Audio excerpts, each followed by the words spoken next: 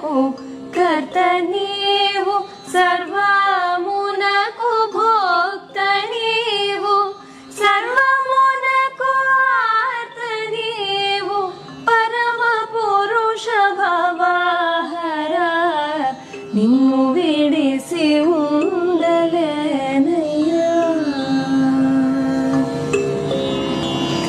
శివ మహాదేవ శంకర నీ